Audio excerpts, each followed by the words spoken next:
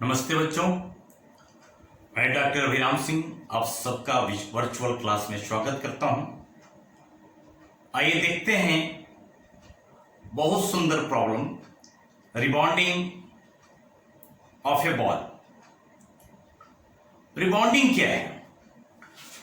सबसे पहले हमको रिबॉन्डिंग समझना है कि यदि किसी बॉल को किसी हाइट से गिराते हैं, यदि बॉल को किसी हाइट से गिराएं तो गिरने के बाद वो जमीन से टकराएगा।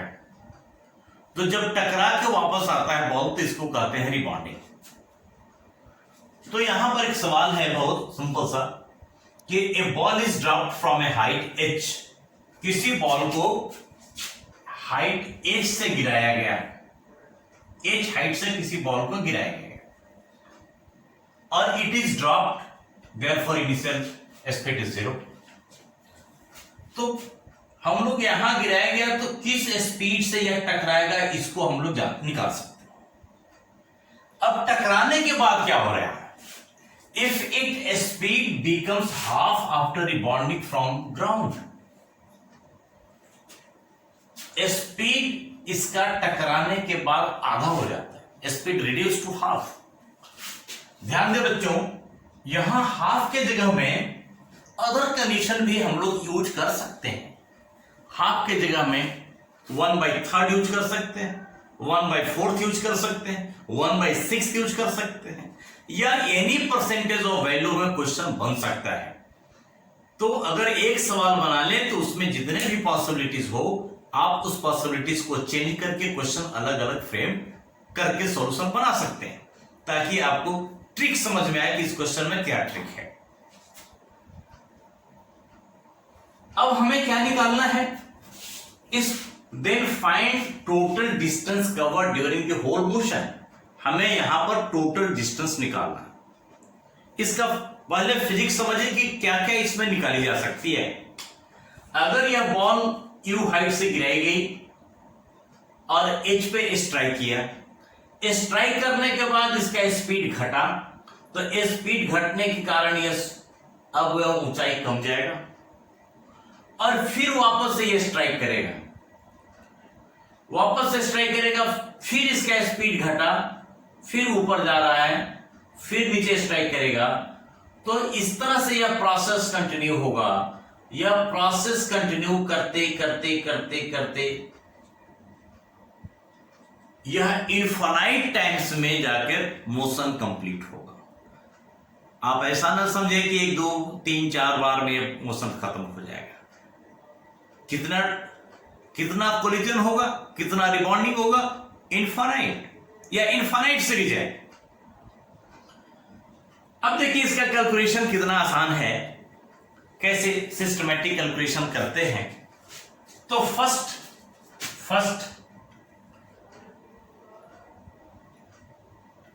फाइंड वेलोसिटी और speed with which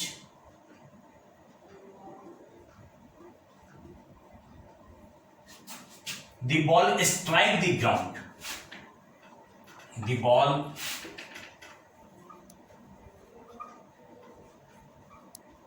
strike the ground. इस स्थिति में u is 0, initial velocity is 0,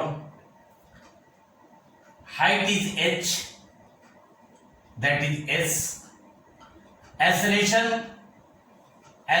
is -g। अगर हमारा यहां पर 0 लेते, ओरिजिन लेते, तो सारा नीचे का वैल्यू नेगेटिव लेते हैं, तो हमारा ऐसे होगा कि v² is equal to u² +2gh।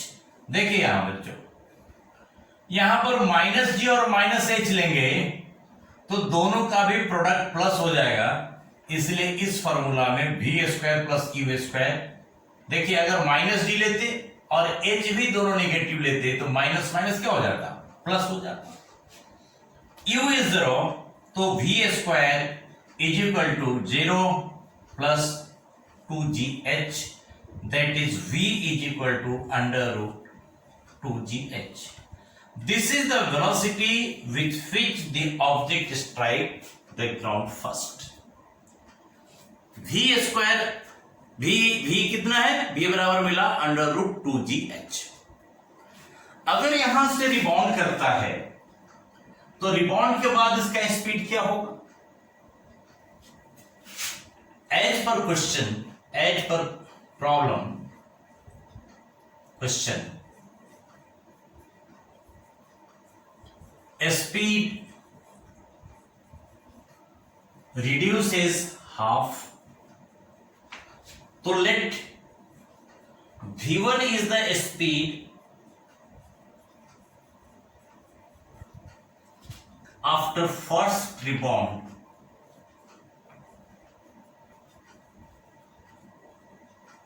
First rebound, तो v1 इज इक्वल टू क्या लिखते? v/2 that is under root 2gh/2. अब इस v1 स्पीड से यह कितना हट जाएगा, हमें यहां पर निकालना है कि v1 स्पीड से यह कितना हट जाएगा. v1 स्पीड से कितना हट जाएगा तो उसी तरह निकालते एकदम. अब यहां पर नेक्स्ट रखिएगा, इट इज v1, या अलग डायग्राम में समझ सकते हैं. नेक्स्ट क्या है कि यह v1 स्पीड से ऊपर जा रहा है, कितना हाइट जाएगा, तो एट द मैक्सिमम हाइट इसका वेलोसिटी 0. मैक्सिमम हाइट पर यह वेलोसिटी क्या होगा? 0. तो ऐसे फिर हम लोग अगर निकालते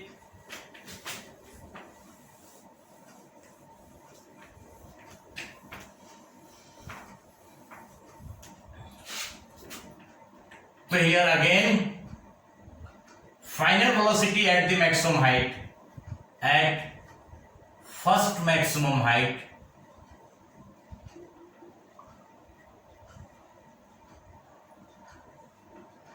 after rebound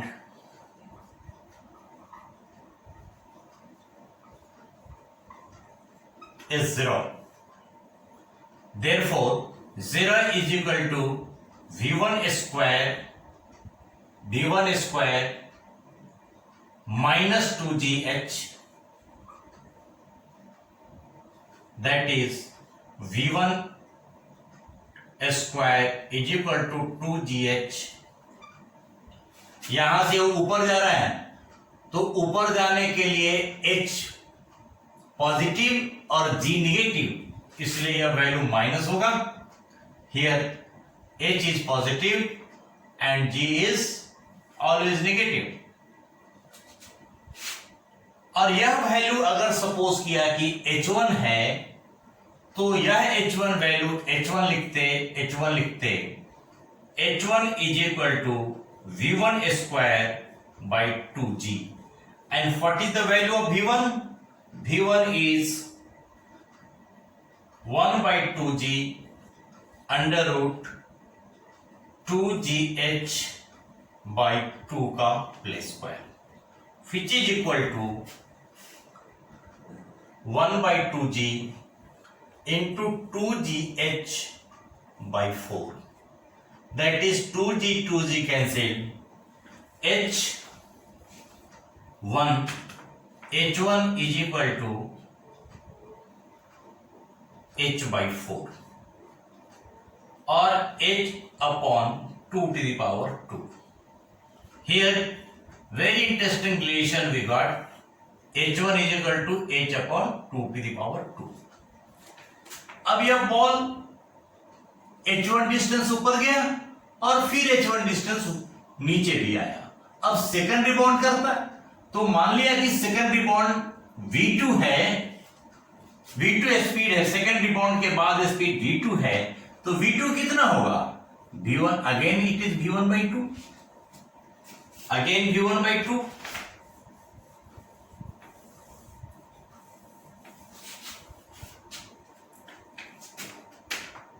After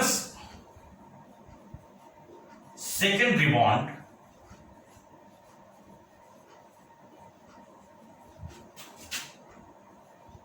its speed becomes half again. Therefore, this V2 is equal to V1 by 2 and V1 is equal to this much 1 by 2 into under root 2 GH by 2, this value. Then what would be H2? अब अगर यह ऊपर जा रहा है तो H2 कितना होगा? तो सिमिलरली जैसे यहां से लिखे कि H1 is equal to V1 square by 2G, similarly we can write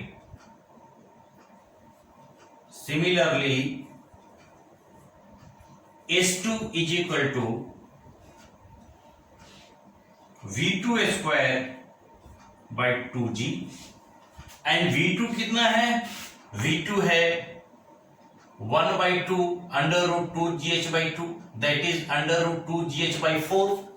तो under root 2 GH by 4 का whole square into 1 by 2G, which comes 2GH by 4 into 2G, 1 by 2G, 2G से 2G कर गया और इसका square करेंगे तो 2 here, that is H by 4 square.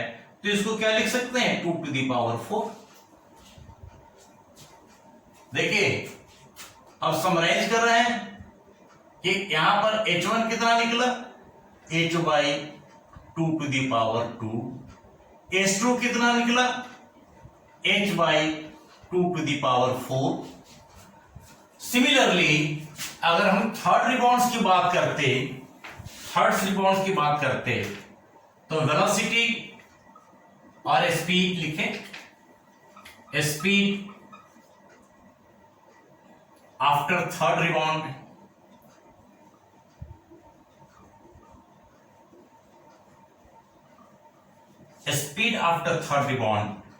suppose it is V3 is equal to V2 by 2 as per question. हमेशा जो है इसका स्पीड क्या हो रहा है? आधा हो रहा है. तो V2 by 2. सिमिलरली हमको S3 क्या मिलता? S3 मिलता V3 square by 2G. That is V3 कितना है? V3 है 1 by 2G. V3 है V2 by 2 का स्क्वायर और V2 कितना है? अभी हम लोग निकाले हैं अंडर रूट 2GH by 4. तो that is 1 by 2G into under root 2GH by 4 into 2 का whole square. That is 1 by 2G into 2GH by 4 का स्क्वायर गुने 2 का स्क्वायर. तो हम लोग क्या लिख सकते थे? इस 2G से 2G कटा H और इसका क्या 2 to the power 6 लिख सकते हैं. तो हमारा अगेन S3 मिला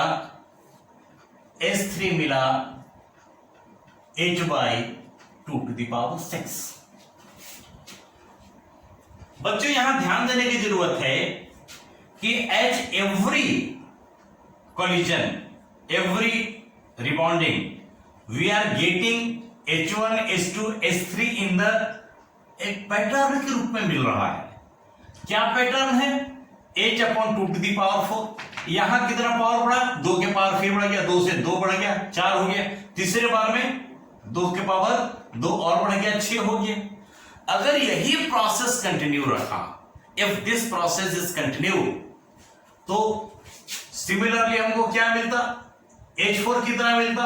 H upon 2 to the power 8 मिलता.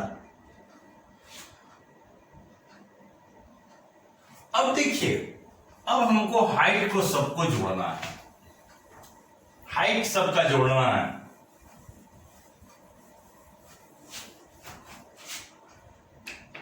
तो फर्स्ट में टोटल डिस्टेंस जैसे कि बात करें, टोटल डिस्टेंस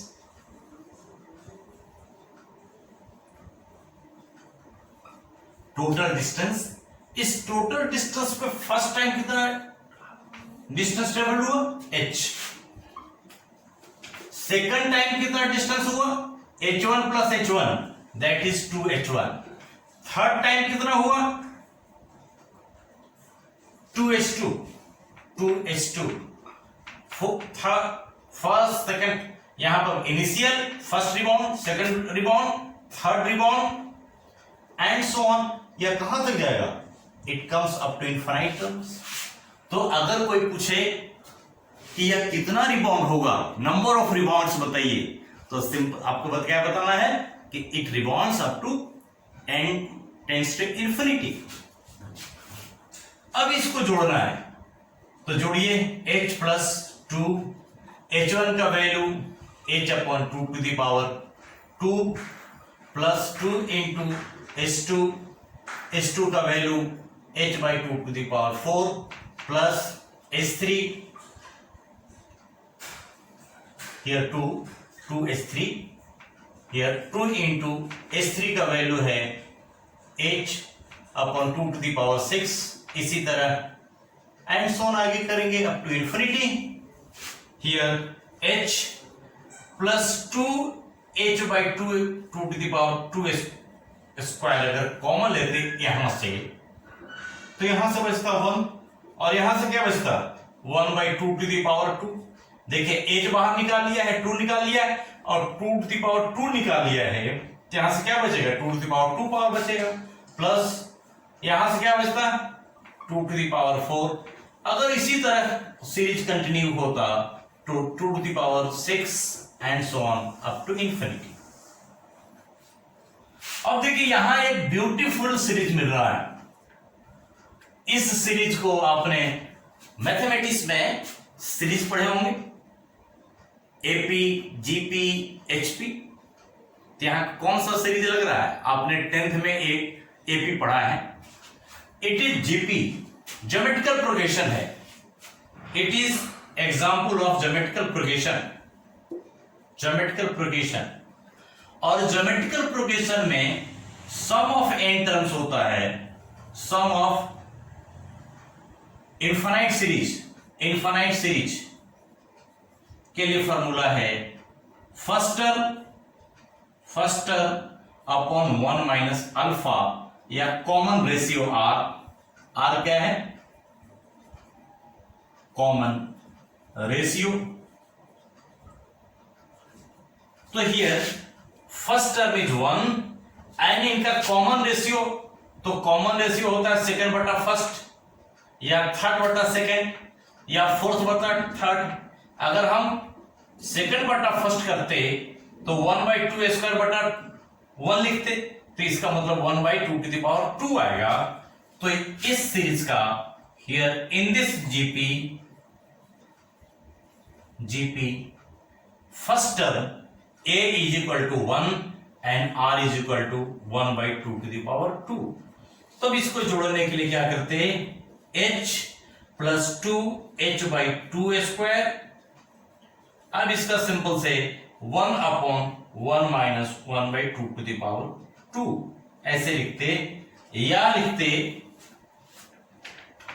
और टोटल डिस्टेंस h प्लस, इसको अब हम मिटा सकते हैं, h plus 2h by 2 to the power 2 1 upon 1 minus 1 by 4, ये इसको लिखते that is h plus 2h by 2 to the power 2 into 4 by 3।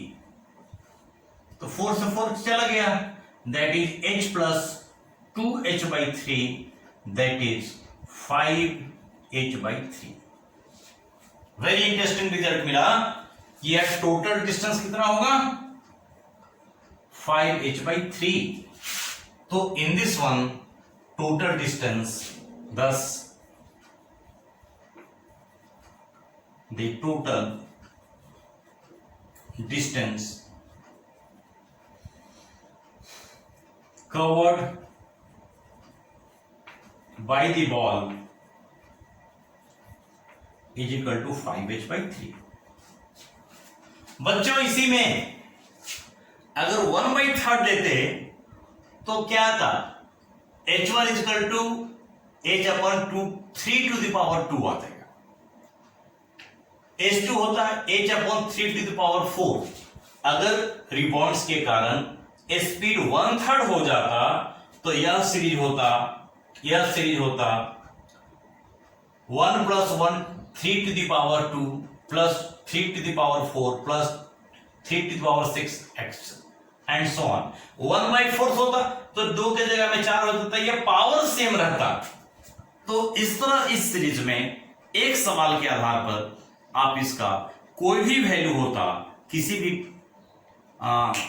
से परसेंटेज से या कितना भी इसका रिड्यूस करता तो आप टोटल डिस्टेंस निकाल सकते हैं। बच्चों अगले वीडियो में हम लोग इसका टाइम निकालेंगे कि टोटल टाइम कितना लगेगा, इसका वीटी ग्राफ क्या होगा, इस प्रॉब्लम का एसटी ग्राफ क्या होगा, इस प्रॉब्लम का एक्सेलेरेशन टाइम ग्राफ क्या होगा, इस प्रॉब्लम का और जितने तरह के ग्राफ बन सकते हैं हम लोग ग्राफ पर भी चर्चा करेंगे। तो हम इस टॉपिक पर 3 वीडियो लाएंगे। आज आपको केवल हमने डिस्टेंस निकाला है, अगले वीडियो में आप इसका टाइम और ग्राफ से संबंधित चर्चा करेंगे।